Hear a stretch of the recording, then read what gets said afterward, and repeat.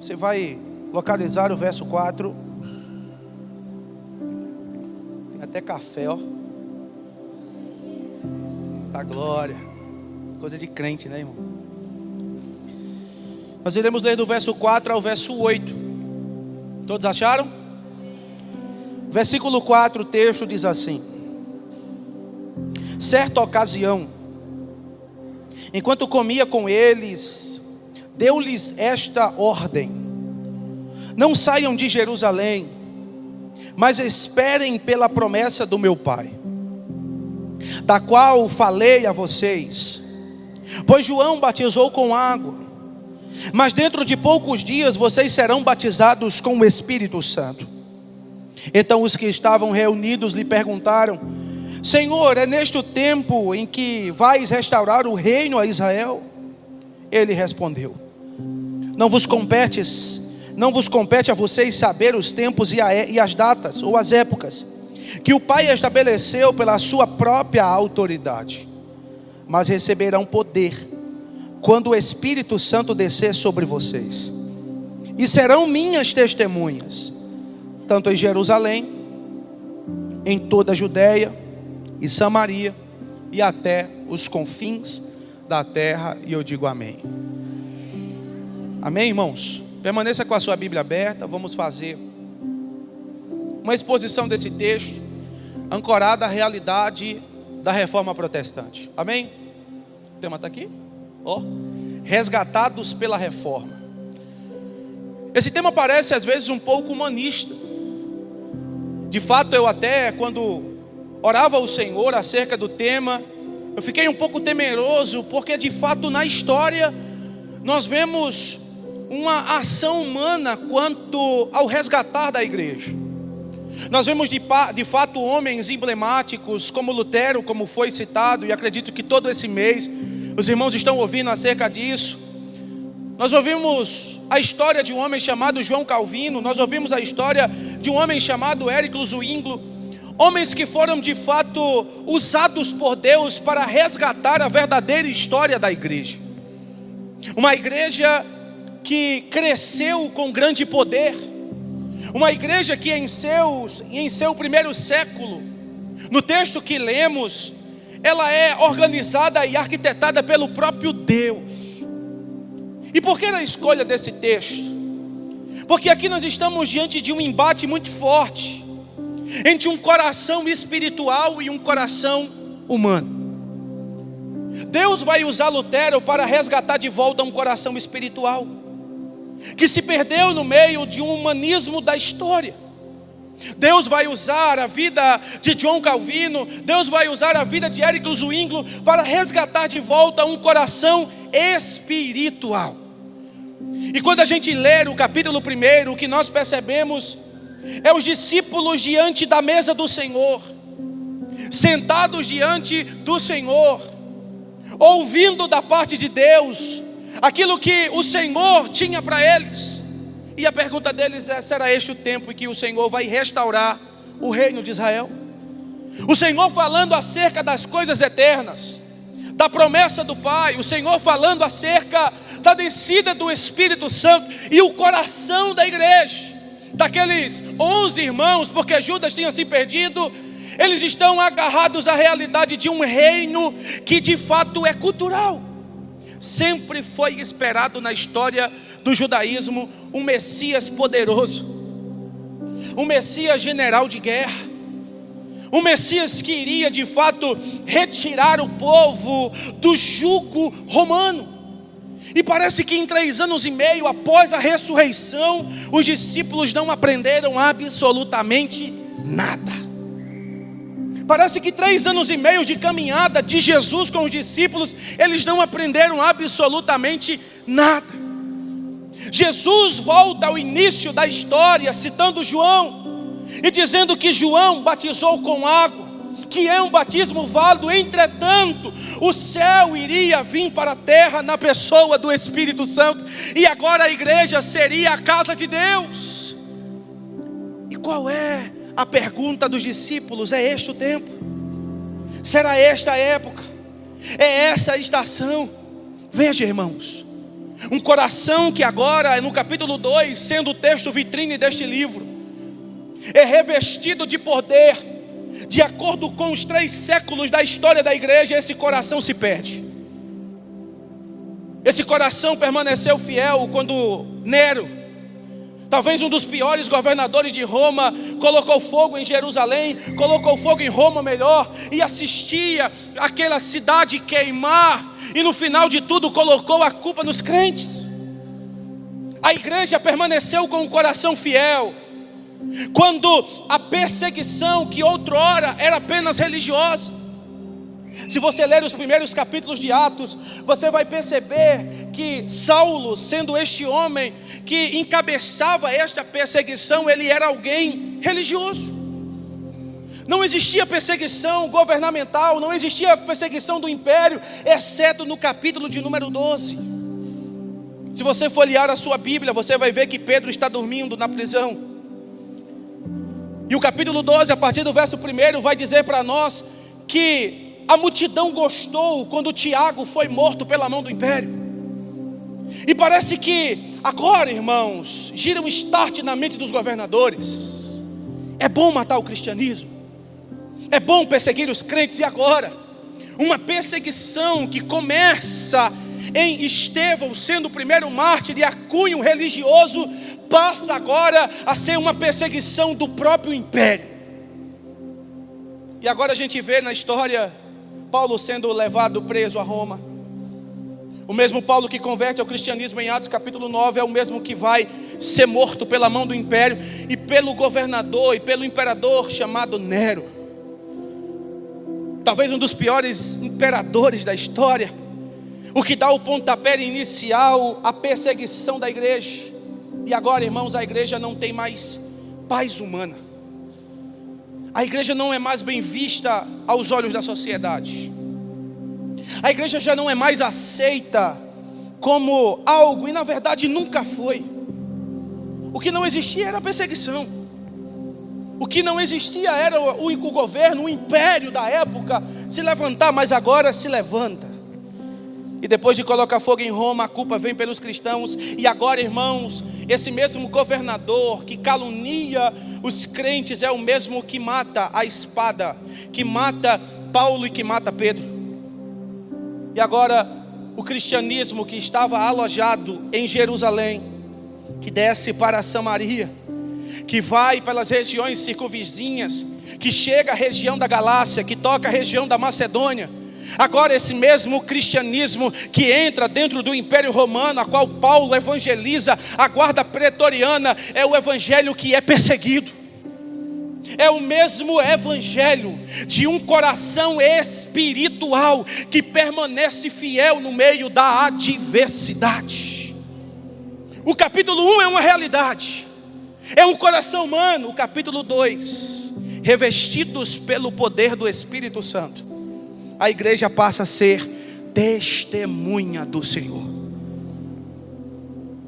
E o que antes era martírio, os historiadores vão chamar de sementes. Porque quanto mais matava, mais frutificava. Quanto mais matava crentes no Coliseu em Roma, mais eles cresciam, mais ele se propagava, mais o evangelho entrava, porque o evangelho não é uma obra humana, o evangelho é a vontade de Deus da história. O evangelho não é um veredito humano, o evangelho é a decisão de Deus da história. E a obra é de Deus, e se a obra é de Deus, ninguém para a obra que Deus inicia. Governadores se levantam, homens poderosos vêm na história para perseguir a igreja. Domiciano, homem que persegue também não só o cristianismo, mas o judaísmo. Ele lidera, irmão, uma perseguição sobre os cristãos e judeus. Homens terríveis, homens sanguinários, homens a qual, pela permissão de Deus, são instrumentos para que a igreja seja dissipada, para que a igreja vá para as cavernas, para que a igreja viva em esconderijos, para que a igreja não seja bem vista. E agora, irmãos, de 64 a 68, Nero no império, De 81 a 86, Domiciano agora é o imperador de Roma. Só que agora, irmão, veio um dos mais severos perseguidores da igreja, chamado Diocleciano. Aquele que se levanta, irmãos, e talvez ele seja o responsável pela maior perseguição da história. Aquele que pega mais de 20 mil mártires. Aquele que perpetua a história. Talvez, irmãos, de acordo com a crueldade da história, só Nero perca para ele. Nero que pegava os crentes, colocava piche em seu corpo, pendurava nas ruas de Roma e queimava para que ele servisse de iluminação pública. Enquanto Nero fazia tudo isso, a igreja crescia, a igreja se multiplicava. E a gente vê, irmãos, na história, por mais que seja 300 anos de perseguição, a gente vê na história uma igreja que não para de crescer, de maneira que o sangue dos mártires era derramado, mas o poder do evangelho atuava no coração daquela igreja que era espiritual. Um coração espiritual. É isso que a reforma resgata. É isso que a reforma traz de volta. Um coração espiritual. Enquanto a igreja estava nas catatumbas, a igreja crescia. Enquanto a igreja estava sendo perseguida, a igreja crescia. Enquanto a igreja estava sendo afligida pela mão do império, a igreja crescia. Mas agora, quando Constantino tem possivelmente uma visão, quando Constantino, agora imperador da época, diante de uma batalha, diante de uma guerra, diante de uma peleja travada, tem uma visão, aonde ele vê um nome escrito em uma cruz, dizendo: por esse sinal vencerás e não perderás. Agora, mediante Constantino, o cristianismo vira a religião do império. Agora os crentes poderiam sair das tumbas, poderiam sair das cavernas e voltar de volta, e ir de volta, ou melhor, para Roma, para pregar livremente. Constantino, agora assumindo o poder, declara o cristianismo como a religião do império.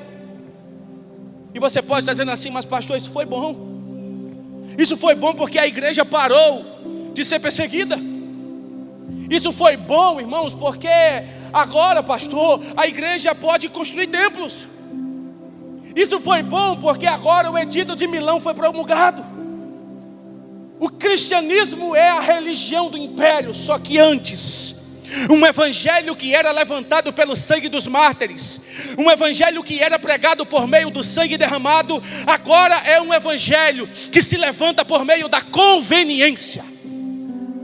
Agora ser cristão é ser parte do império. Agora ser cristão é viver a onda do império. Agora não. Agora no Edito de Milão, a igreja tem liberdade religiosa para cultuar ao Deus. Por quê? Porque o imperador agora é cristão. Ele teve uma experiência. Em uma batalha, ele viu um sinal. E agora a igreja e o cristianismo passa a ser a religião do império. Percebe, irmãos? A perseguição acaba aqui. Constantino assume o poder. A igreja agora é a religião do império no Edito de Milão. E no Edito de Niceia, no concílio de Niceia, agora a igreja vai definir as doutrinas da graça. Paz sobre a história da igreja. Declínio espiritual. Enquanto a igreja estava cantando na caverna, o povo orava de verdade. Enquanto a igreja estava tendo sangue derramado, a convicção estava no seu coração. Mas quando o evangelho se tornou conveniência, a igreja perdeu o fervor. Quando o evangelho se tornou a conveniência da época, a igreja perdeu o senso espiritual. E sabe o que parece? Parece que volta tudo da história. Do capítulo 28 ao capítulo 2, parece que essa história se acaba e a gente volta para o capítulo 1. Uma igreja humanista, Uma igreja, porque agora o imperador faz parte da igreja, a gente tem que construir grandes basílicas. Você já viu? O imperador, aquele que por muitos na história rogou para si o título de Senhor e Deus, ele agora vai cultuar. Ele agora é cristão e ele adora a Deus. Não pode adorar em caverna. Vamos fazer o quê? A Basílica de São Pedro. Até hoje está lá em Roma, passou por algumas reformas da história, mas ele teve o aval de Constantino na sua construção. Grandes templos foram levantados. A igreja agora, antes opositora, antes dita como inimiga do império, agora está ditando coisas do império. Agora o imperador está descendo do seu trono, ou melhor, chamando os bispos para ser aconselhado acerca de como deve reger a nação. E o cristianismo passa de ser um sangue derramado para ser agora um status de poder. O evangelho agora passa de ser alguém taxado como escória da sociedade, para agora a elite do império sentar nas primeiras cadeiras dos grandes templos. E no meio de um sincretismo religioso e de um paganismo religioso, levantar a sua mão e adorar a Deus. O sincretismo entra na igreja. A liberdade teológica entra na igreja. O liberalismo entra na igreja. E agora a igreja, em vez de curvar o seu coração para o Redentor, a igreja começa a se preocupar com tempos e épocas. Porque o que é que está em jogo? É o reino. O que é que importa? É o versículo 4. É este o tempo que o Senhor vai restaurar o reino de Israel? Parece que os discípulos estão perguntando: quando é que a gente vai ter paz? Quando é que o jugo da escravidão vai sair dos nossos ombros? E parece que essa história se cumpre em Constantino. Parece que a paz que a igreja clamava se cumpre em Constantino, irmãos. Nós não podemos dizer que tudo na história é ruim. De fato, a perseguição parou, isso foi uma coisa boa. Mas a igreja não soube lidar com comodidades. A igreja não soube lidar quando as coisas afrouxaram. A igreja não soube lidar com o poder que recebeu. A igreja não soube lidar quando o edito de Milão foi promulgado e a religião agora do império é o cristianismo. Não houve confronto em Constantino, quando alguns historiadores contam que ele mesmo, se declarando cristão, tinha práticas pagãs. A igreja não soube lidar e colocar todo mundo numa mesma balança e permanecer fiel a Jesus. E agora, irmãos, a gente vê, de acordo com a história, de 325 a 1517 é só ladeira abaixo. De 315 do concílio de Niceia, de 325, 315, 325 a 1517 é só ladeira abaixo. É a igreja agora que vende a instituição papal. É a igreja agora que se curva ao falso cristianismo. Agora a voz da liderança está acima da palavra ex cátedra. Depois que o padre ou o papa dizia isso, virava lei. A palavra foi abandonada. A glória de Deus passou a ser dividida. Cristo já não era mais suficiente. A fé também não. É fé mais alguma coisa. Tudo foi corrompido. A essência da igreja se perdeu. Homens como John Hus se levanta, mas é morto. John Hus, um precursor de uma grande reforma, queimando ainda em uma fogueira. A história conta que enquanto seu corpo queimava, convicto da sua vida em Deus e de que a igreja católica estava errando em sua doutrina, ele profetiza a célebre profecia dele: hoje vocês estão matando um ganso, mas daqui a 100 anos se levantará um cisne a qual vocês não vão conseguir matar. Jerônimo Savonarola se levanta, confronta o império, confronta a igreja, confronta os líderes da igreja. E o que acontece com ele? é morto. Morto, taxado como herege, taxado como inimigo do império, queimado vivo na praça pública, para servir de exemplos para aqueles que se levantaram contra a igreja. Entretanto, um monge, temente a Deus, entra no monastério, tem contato com a palavra e lê Romanos 1,17. As escamas dos seus olhos caem. Um homem que dizia que dizer o nome Deus era algo impronunciável. O homem que dizia que a palavra, a ira de Deus, deveria ser impronunciável. A história conta que muitas das vezes, quando Lutero foi para o seu quarto, pessoas iam até lá e ele estava no chão, caído, de tanto se fragilizar, de tanto se martirizar, porque ele queria encontrar em Deus perdão. Um homem temente a Deus, temente ao ponto de temer, de fato. Ler o texto sagrado de Romanos 1,17, onde diz que o justo viverá pela fé, e essa palavra imunda o seu coração. Vocês ouviram isso o mês todo. Mas sabe o que é interessante? É que na história, Lutero se levanta não como alguém que quer dividir a igreja, não como alguém que quer levantar uma nova igreja, mas alguém que quer trazer de volta a igreja ao arrependimento. Parece que está os discípulos sentados novamente, e Lutero com as 95 teses, combatendo o humanismo da igreja. Em 1517, no dia 31 de outubro, pregando as 95 teses no castelo de Wittenberg, iluminado pelo poder do Espírito, está de volta chamando essa igreja a passar para o Atos capítulo 2 novamente. O desejo de Lutero nunca foi dividir a igreja. O desejo de Lutero, irmãos, nunca foi criar uma nova igreja ou protestantismo, não. O surto, o mover de Deus na vida de Lutero foi tão grande que de fato a igreja católica reveu alguns conceitos do Concílio de Trento. Eles começaram a analisar, começaram a dar razão a Lutero, mas os privilégios eram muitos, o poder era muito grande. A igreja em alguns momentos da história foi a maior potência da época.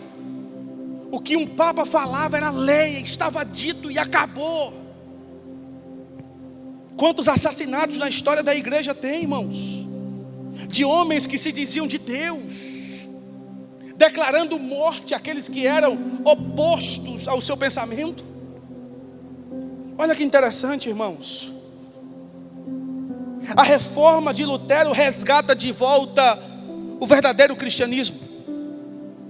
Um evangelho de somente a graça, um evangelho de somente a fé, um evangelho de somente a escritura, um evangelho de somente Cristo, e um evangelho de somente a Deus, a glória. Ele resgata como pilares da igreja, como pilares do evangelho, ou melhor, as 5 solas. Os pilares dessa reforma vêm mediante essas 5 solas. E sabe o que é interessante, irmãos? É que quando a gente ler o verso de número 5, a igreja está basificada sobre uma promessa. É obra de Deus. E se é obra de Deus, ninguém para. Se é obra de Deus, império não fecha a igreja. Se é obra de Deus, governos não fecham a igreja.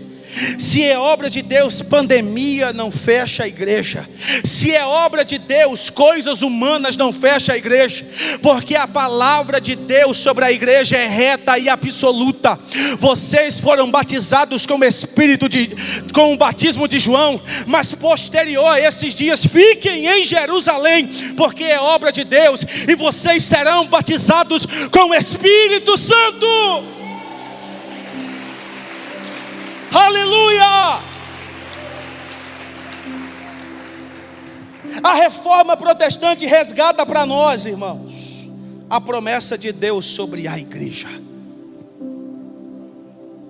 Quando Martim Lutero declara guerra sobre o império, o que está evidenciando, o que está sendo mostrado é que a promessa de Deus sobre a igreja ainda está de pé, e que os corações humanos não seriam capazes de apagar a história que Deus escreveu sobre a sua igreja.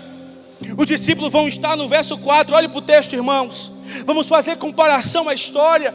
Certa ocasião os discípulos comiam com eles, e Jesus lhe deu esta ordem: não saiam de Jerusalém, mas esperem a promessa. O texto vai dizer ainda: a qual falei a vocês, pois João batizou com água, mas dentro de poucos dias vocês serão batizados com o Espírito Santo. Com o Espírito Santo é uma promessa resgatada pela reforma. Quando Martim Lutero prega as 95 teses, declarando guerra sobre a igreja, o que vem novamente são crentes cheios do Espírito Santo para pregar o Evangelho. Se é para Jesus, você pode aplaudir. A reforma resgata a promessa. E agora todo aquele que confessa o nome de Jesus, ele recebe esta promessa: batismo de João e batismo com o Espírito. Batismo de João e batismo com o Espírito. Não teve Nero que impediu isso, não teve Diocleciano que pediu isso, não teve Tito Vespasiano, Tito Domiciano, não teve nenhum imperador romano que conseguiu parar a promessa da igreja. Por quê, irmãos? Porque a igreja é uma obra de Deus e não dos homens. É uma obra de Deus. Quem colocou a igreja na história foi Deus. Quem estabeleceu a história da igreja foi Deus. Quando a reforma acontece, a promessa volta à tona. O Espírito Santo abrindo os olhos de vários Luteros. Começou por um, já vinha como uma onda sobre alguns: Savonarola, John Hus, João Calvino, Eric Zwingli. A história já vinha, Deus já vinha refrescando no coração desses homens, que não era uma obra da terra, mas uma obra do céu. Receberam o Espírito Santo de Deus. A promessa de Deus, irmãos, a história da reforma, ela nos resgata de volta à promessa de Deus. E sabe o que é interessante, irmãos? É que quando a gente lê, o texto vai dizer no verso de número 6, você está com a sua Bíblia aí?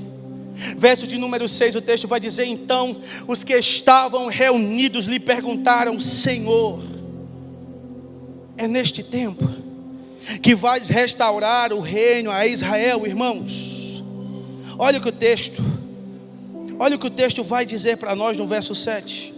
O texto vai dizer, versículo 7: não compete a vocês saber tempos ou datas. Segundo ponto que a reforma traz ao nosso coração: a reforma tira do nosso coração tempos e épocas, e agora nós confiamos no tempo que é de Deus. Talvez você pode ter dito: pastor, 1517, depois de Constantino, quanto tempo a igreja se perde? Mas esse tempo não é tempo de homens. Esse tempo não foi carimbado pelo prefeito da cidade. Esse tempo não foi carimbado pelos poderes humanos. A história da igreja parece uma história perdida. E existia o clamor no coração de homens sendo despertados por Deus. É neste tempo. Qual é o tempo? Será agora? Aprove Deus. Isso é 1517. Aprove Deus. Ser 2024. Aprove Deus ser dia 23/10. Aprove Deus ser às 9h18. A reforma protestante alerta o nosso coração de que o Senhor da igreja não é a motivação do nosso coração. A reforma protestante alerta o nosso coração de que tempos e épocas não definem a história. Irmão, eu não sei qual é a história que Lagoinha Nacional está vivendo, eu não conheço a história que você pessoalmente está vivendo, mas pelo resgate da reforma, o nosso coração volta a confiar em um não de Deus que diz: não vos compete saber tempos ou épocas. Nós voltamos a depender de Deus, o Deus da história. Nós voltamos a confiar no Deus da história. Nós voltamos a ser abraçados pelo Deus da história.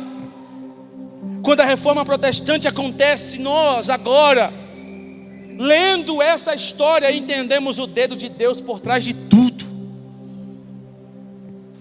Entendemos Deus guiando toda a história. Entendemos Deus levantando Nero, como também entendemos Deus levantando Constantino. Conseguimos perceber Deus deixando a igreja se perder, mas também vemos Deus chamando o povo de volta, porque Jesus é o Senhor da história. Ele é o alfa, Ele é o ômega, Ele é o começo, Ele é o fim. Não é sobre o seu tempo, sobre o seu segundo, sobre o seu minuto. É sobre a história que Deus determinou antes da fundação do mundo. Então confie no tempo que é de Deus. O Senhor viu quando a igreja se perdeu. O Senhor viu quando também a igreja foi perseguida, e Ele determinou o tempo do resgate. O não de Deus no verso de número 7 mostra para nós que o Senhor é o Deus que controla os tempos e épocas. Mas sabe o que é interessante? É que a reforma protestante volta ao verso de número 8 do capítulo 1 de Atos. A reforma protestante traz de volta a essência da igreja. E agora a igreja, preocupada com tempos e épocas, recebe mais uma promessa. O verso de número 8 vai dizer para nós que depois que o Senhor diz que Deus estabeleceu os tempos pela sua exclusiva autoridade, depois de Jesus declarar que Deus é o Senhor da história, depois de nós vermos a história da igreja, a igreja ser resgatada no dia 31 de outubro de 1517, a gente vê agora a promessa vindo à tona. E que promessa é essa, pastor? Verso 8. Entenda primeiro algo, irmãos. Deixa eu enfatizar só mais essa vez: Deus é o Senhor da história. Deus é o Senhor da história. Quem está me ouvindo, diga amém. Deus sendo o Senhor da história, Ele faz promessas na história. E o verso de número 8 é essa promessa. Versículo de número 8, o texto diz: mas receberão poder ao descer sobre vós o Espírito Santo. Veja que promessa. Atos capítulo 1, versículo de número 8, sendo o texto vitrine deste capítulo, enfatiza uma grande promessa, que depois de Constantino se perde, mas que é resgatada em 1517. Olha que interessante, irmãos. Essa promessa também é para hoje. Sabe o que é interessante? É que no período de perseguição, no período onde a igreja estava reclusa, sendo morta, sendo afligida, sendo decapitada, colocada como escória da sociedade, a igreja estava crescendo no poder do Espírito. A igreja agora perde o poder do Espírito. E Lutero, em 1517, eu não consigo crer de outra maneira, é levantado no poder do Espírito. Só que o texto é interessante, que Jesus vai usar no verso de número 8, irmãos, algo que é primordial, que abrilhanta o texto. O texto vai dizer assim no verso 8: mas receberão. A palavra receberão aqui significa labano. No grego, labano traz a ideia de pegar com a mão com o intuito de usar. Parece que Jesus está dizendo para a igreja: é eu que vou pegar você com a mão. Só a irmã entendeu. O verbo grego ali é labano, que significa pegar com a mão com o intuito de usar. Quando Jesus olha para os discípulos e diz assim: vocês receberão, era como Jesus estivesse dizendo: eu vou pegar vocês com a mão e vou usar vocês. Irmão, você se alegra com isso? É Jesus que está com a mão na igreja, o poder está na mão de Jesus. É Jesus que instrumentaliza a igreja, é Ele que conduz a igreja, é Ele que faz na igreja, é Ele que opera sobre a igreja. Parece que na história isso se perde. Parece que depois de Constantino, parece que a mão de Deus sai. Não, irmãos, fazia parte da história. Só que em 1517, sobre um homem, a mão de Deus vem com toda a força. A mão de Deus. Entenda, irmãos, nós somos igual a esse copo. Deus pega com a mão e faz o que quer. A mão de Deus está sobre a igreja. Você pode dar um glória a Deus por isso? É Deus que pega você. Se é para Jesus, você pode aplaudir.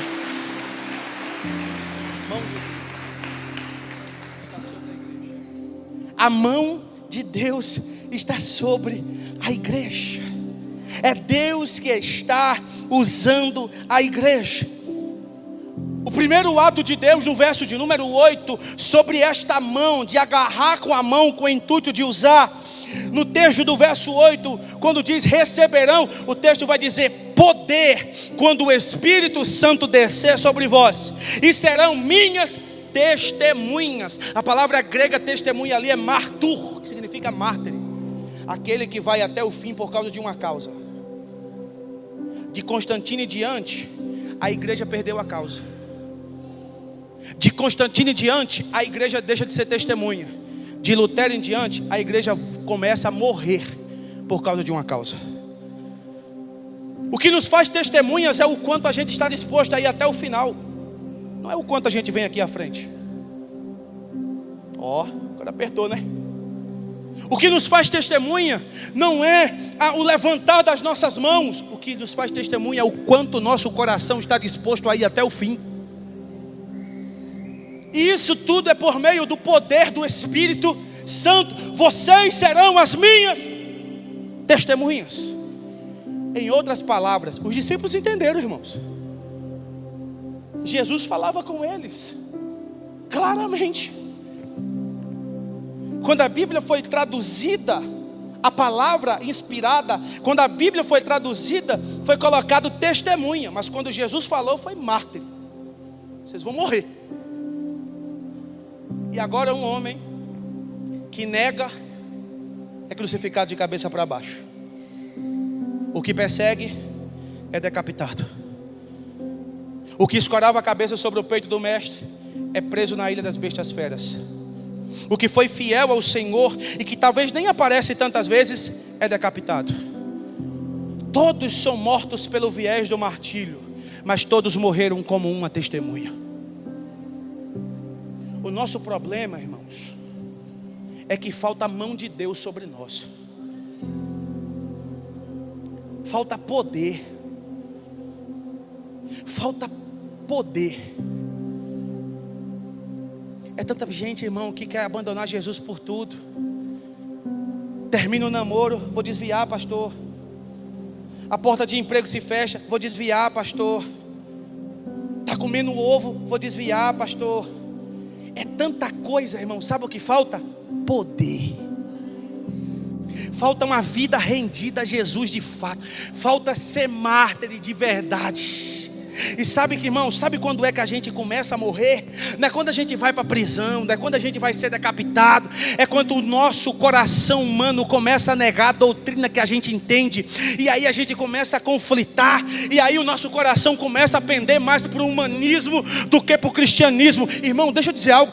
Deus te chamou para tomar a cruz e seguir. Negue-se a si mesmo.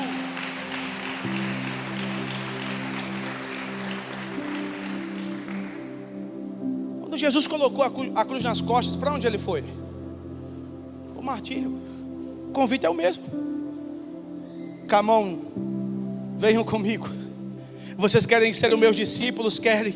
O que está reservado para vocês é o Gólgota, é o Calvário, é a cruz, é a escória da sociedade. É aquele que perde oportunidades por ser cristão. É aquele que perde amigos por ser cristão. É aqueles que perdem dinheiro por ser cristão.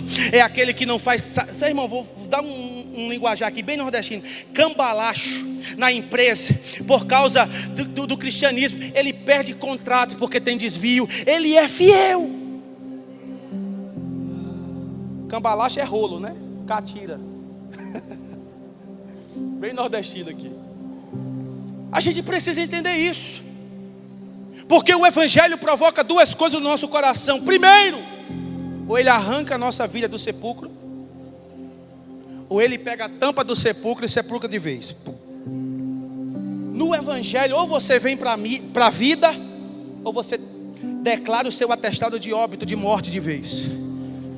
E hoje, irmãos, a gente é mais culpado do que ontem, porque hoje o Evangelho está sendo pregado para nós. O que a gente precisa entender é que Cristo nos chamou para morrer pela causa. O que Cristo está falando ao nosso coração é que nós precisamos morrer pela causa. E sabe o que é interessante? É que após essa declaração as coisas começam a surtir efeito. E eu já estou encerrando, irmão. Você vai já para casa. Desculpa aí, meu pastor. Veja comigo, irmãos, o que é que diz o verso de número 9.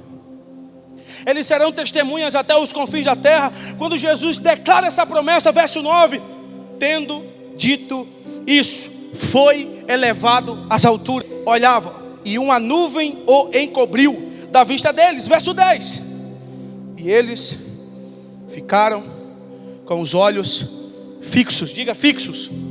Está sem fé? Diga fixos. Está sem fé, irmão? Diga fixos. A palavra fixo ali no original grego dá a ideia de tomar alguém como exemplo. A igreja perdeu o exemplo em Constantino. A igreja deixou de olhar para Jesus de Constantino em diante. Mas em 1517 Lutero volta a olhar para Jesus. Você não entendeu não, irmão. A palavra fixo ali é tomar alguém como exemplo.